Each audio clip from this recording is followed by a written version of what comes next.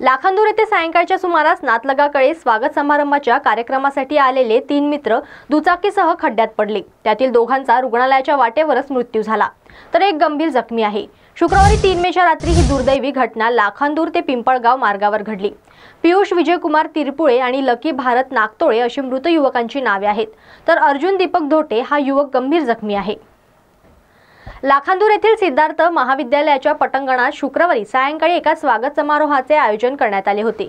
या स्वागत समारोहासाठी तिघेही युवक ब्रह्मपुरीहून लाखांदूर येथे आले होते।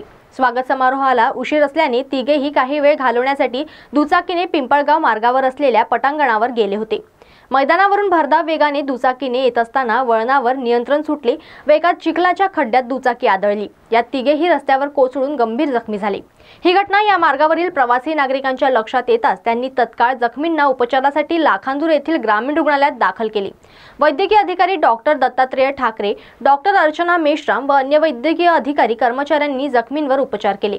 मात्र जखमींची प्रकृती अधिकच चिंताजनक असल्याने त्यांना पुढील उपचारासाठी ब्रह्मपुरी येथील रुग्णालयात हलविण्यात आले।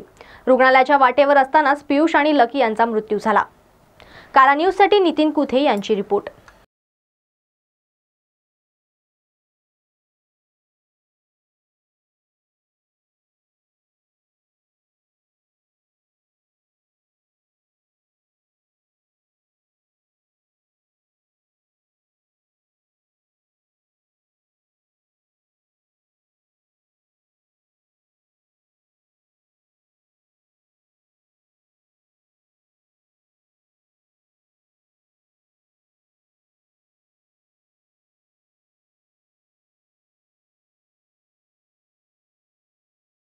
Six nine.